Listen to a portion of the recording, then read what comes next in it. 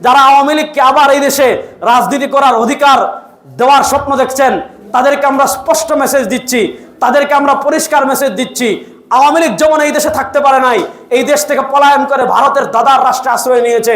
আওয়ামী লীগকে যারা পুনর্জীবন দান করতে চাইবেন, আওয়ামী লীগের পক্ষে যারা দাঁড়াবেন, তারা ওই দেশে থাকতে পারবেন না, মোদির দেশে পালিয়ে যেতে বাধ্য হবে। इस्लाम के गमख्वार है उलमाए देवबंद, आका के वफादार है उलमाए देवबंद, उलमाए देवबंद।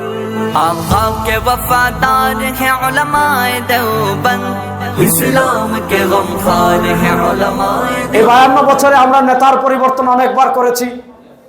এই 52 বছরের নির্বাচন হয়েছে 12 বার, ক্ষমতায় 12 বার পরিবর্তন এসেছে। যদিও আমাদের দেশে আমরা অনেক নির্বাচন এমন দেখেছি যে নির্বাচন শুধু নামে মাত্র নির্বাচন ছিল, কখনো দিনের নির্বাচন রাতে হয়েছে, কখনো ডামি নির্বাচন হয়েছে, কখনো বিনা ভোটে ক্ষমতায় গিয়েছে, কখনো আমরা দেখেছি ডামি নির্বাচনের মাধ্যমে কেউ ক্ষমতায় এসেছে, কখনো দেখেছি কেউ জনতার ভোট নিয়ে ক্ষমতায় এসেছে। 52 বছর মানুষ অনেকবার অনেককে ক্ষমতায় বসিয়েছে, 52 বছরে মানুষ অনেকবার অনেককে চেয়ারে বসিয়েছে, 52 বছর মানুষ অনেকবার অনেককে ক্ষমতার মস্তদে আসীন করেছে। আমরা দেখেছি এদেশের মানুষের মৌলিক যে চাহিদাগুলো, সেই চাহিদার একটাও কখনো পূর্ণ হয় নাই। আমরা দেখেছি যারাই ক্ষমতায় এসেছে নতুন করে চুরি করেছে, যারাই ক্ষমতায় এসেছে নতুন করে টেন্ডারবাজি করেছে, যারাই ক্ষমতায় এসেছে নতুন করে চাঁদাবাজি করেছে, যারাই ক্ষমতায় এসেছে বিদেশে বেগমপাড়া তৈরি করেছে, যারাই ক্ষমতায় এসেছে দেশকে দুর্নীতিতে চ্যাম্পিয়ন করেছে। এজন্য আমাদের পীর সাহেব চরমনাই রাহিমাহুল্লাহ বলেছিলেন, শুধু নেতা নয়, নীতির পরিবর্তন চাই। যদি নেতার পরিবর্তন দ্বারা দেশের পরিবর্তন হয়ে যেত, এদেশে নেতার পরিবর্তন একবার না অনেকবার হয়েছে। সুতরাং আমি আমার কানাইঘাটবাসীকে বলবো, এবার আপনারা দীপ্ত শপথ নেন, আর কোন নেতার পরিবর্তন শুধু না, এবার নীতির পরিবর্তন হবে। এবার সব নীতি, গণতন্ত্র বাংলাদেশ দেখেছি, সমাজতন্ত্র দেখেছি, জাতীয়তাবাদ দেখেছি, সব তন্ত্রমন্ত্র দেখেছি। এবার ইসলামকে রাষ্ট্র ক্ষমতায় দেখার জন্য প্রস্তুত আছেন তো সবাই?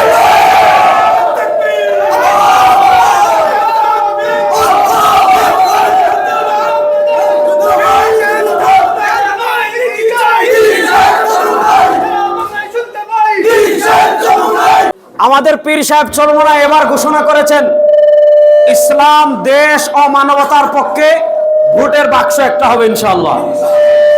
ভালো করে বুঝবেন, ইসলাম দেশ ও মানবতার পক্ষে, ভোটের বাক্স একটা হবে। আগে আপনারা বলতেন হুজুররা আপনারা এখন, আগে বলতেন ইসলামপন্থীরা আপনারা এখন, আগে বলতেন হুজুররা আপনারা এখন, আপনাদেরকে ক্ষমতায় নিব। অতীতে হুজুররা হয়তো নানা কারণে ঐক্যবদ্ধ হয় নাই।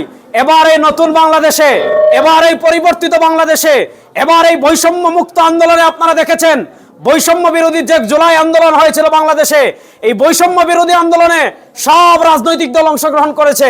আমরা কাউকে খাটো করছি না, এই বৈষম্য বিরোধী আন্দোলনে সবাই অংশগ্রহণ করেছে। কিন্তু বাংলাদেশে একটা দল ছিল যারা দলীয় প্রতীক নিয়ে, দলীয় ব্যানার নিয়ে বৈষম্য বিরোধী আন্দোলনের শুরু থেকে নিয়ে 5ই আগস্ট যারা প্রথম ঢাকায় কারফিউ ভেঙে রাজপথে যেই সংগঠন নেমে এসেছিল, সেই সংগঠনের নাম ইসলামী আন্দোলন বাংলাদেশ। সুতরাং আজকে আমি আপনাদেরকে দীপ্ত কথা একটা বলবো, বৈষম্য বিরোধী আন্দোলনের পর পীর সাহেব চরমনাই ঘোষণা দিয়েছেন, এবার আমরা আর কোনো তন্ত্র দেখতে চাই না, এবার আর কোনো মন্ত্র দেখতে চাই না, এবার ডেমোক্রেসি নয়, এবার সেকুলারিজম নয়, এবার কমিউনিজম নয়, এবার জাতীয়তাবাদ নয়। পীর সাহেব চরমনাই ঘোষণা দিয়েছেন, ইসলাম দেশ মানবতার পক্ষে, ভোটের বাক্স হবে একটা। সুতরাং ইসলামের সব দল, ইসলামী সব রাজনীতিবিদ ঐক্যবদ্ধ হয়ে আপনাদেরকে যদি ডাক দে, আর নতুন কেউ পুরাতন কাউকে নতুন শাড়ি পরিয়ে এই দেশের রাষ্ট্র ক্ষমতায় নেব না, ইসলামকে রাষ্ট্র ক্ষমতায় নেওয়ার জন্য প্রস্তুত আছি সবাই ইনশাআল্লাহ। শুনেন, ইসলামী আন্দোলন বাংলাদেশ আদর্শের রাজনীতি করে। আমি আজকে এই কানাইঘাটের জমিনে দাঁড়িয়ে পরিষ্কার ঘোষণা করে যাচ্ছি, ইসলামী আন্দোলন কখনো 1, 2, 3টা আসনের জন্য আদর্শ বিক্রি ইসলামী আন্দোলন করেনি, এখনো করবে না ইনশাআল্লাহ।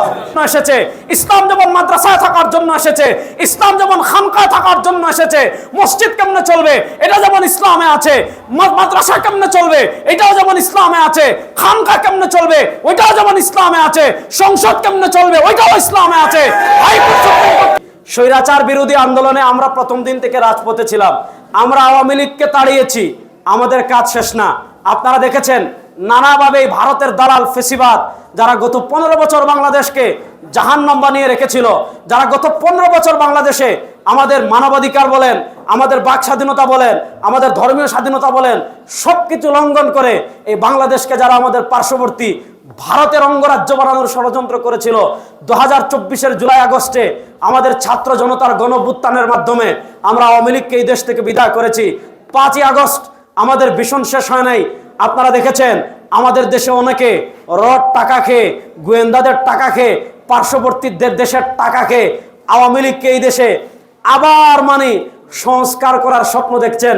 যারা আওয়ামী লীগকে সংস্কার করার স্বপ্ন দেখছেন, যারা আওয়ামী লীগকে আবার এই দেশে রাজনীতি করার অধিকার দেওয়ার স্বপ্ন দেখছেন, তাদেরকে আমরা স্পষ্ট মেসেজ দিচ্ছি, তাদেরকে আমরা পরিষ্কার মেসেজ দিচ্ছি, আওয়ামী লীগ যেমন এই দেশে থাকতে পারে নাই, এই দেশ থেকে পলায়ন করে ভারতের দাদার রাষ্ট্রে আশ্রয় নিয়েছে। আওয়ামী লীগকে যারা পুনর্জীবন দান করতে চাইবেন, আওয়ামী লীগকে যারা পুনরায় প্রতিষ্ঠা লাভ করতে চাইবেন, দিতে চাইবেন, আওয়ামী লীগের পক্ষে যারা দাঁড়াবেন, তারা ওই দেশে থাকতে পারবেন না, মোদির দেশে পালিয়ে যেতে বাধ্য হবে। 5ই আগস্ট আওয়ামী লীগের অধ্যায় ক্লোজ।